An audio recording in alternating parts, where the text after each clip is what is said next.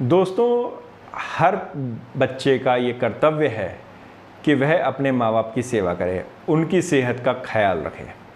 और दोस्तों, ऐसा करने से आपको भगवान का आशीर्वाद सीधे सीधे प्राप्त होता है। और दोस्तों, अगर मैं आपको यह कहूँ कि जब आप अपने माता पिता की सेहत का ख्याल रखते हैं तो आप अपना टैक्स भी बचा सकते हैं, तो आप सोचेंगे कि मैं क्या नई चीज़ बताने जा रहा हूँ। जी हाँ दोस्तों, चीज़ तो पुरानी है, लेकिन मैं आपको बताने जा रहा हूँ जो कि अभी तक आपको किसी ने बताया नहीं होगा। अभी तक दोस्तों हम ये सुनते आए हैं कि जब हम मेडिकल इंश्योरेंस लेते हैं तो उसकी हमको छूट मिल जाती है।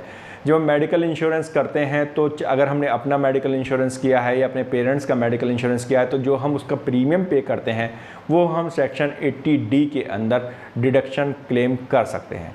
परंतु दोस्तों, मैं आपको बताने जा रहा हूँ कि आपने मेडिकल इंश्योरेंस भी नहीं ले रखा, फिर भी आपको 50,000 रुपये तक की इनकम पर डिडक्शन मिल जाएगी। जी हाँ दोस्तों, बिल्कुल सही कह रहा हूँ मैं कि आपने कोई मेडिकल इंश्योरेंस नहीं लिया, कोई आपने प्रीमियम पे नहीं किया, फिर भी आपको 50,000 रुपये तक के मेडिकल एक्सपेंसेस की छूट मिल जाएगी इनकम टैक्स के अंदर।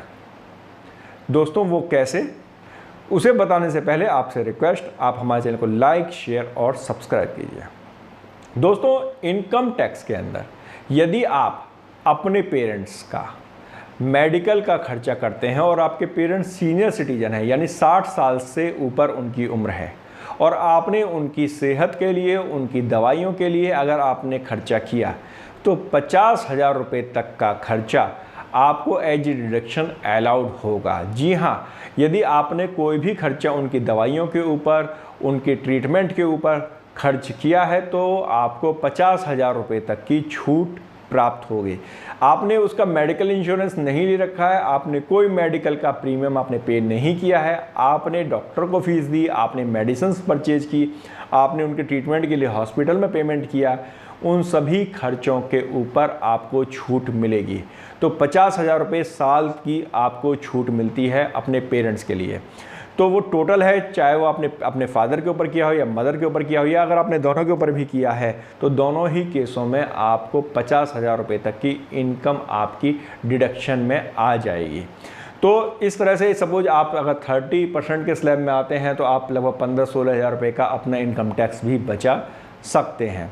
तो दोस्तों, ये है ना बड़े काम की बात, जानकारी जो मैं आज आपको दे रहा हूँ, क्योंकि अभी तक हम लोग यही सुनते थे या पढ़ते थे कि सब मेडिकल इंश्योरेंस होगा तो हमें डिडक्शन मिल जाएगी, लेकिन मैं आपको बता रहा हूँ बिना मेडिकल इंश्योरेंस लिए भी आप 50,000 रुपये की डिडक्शन को क्लेम कर सकते हैं। दोस्तों, आपको ये जानकारी कैसी लगी हमें कमेंट करना बिल्कुल मत भूलिएगा। हमारे चैनल को लाइक, शेयर और सब्सक्राइब कीजिए। धन्यवाद।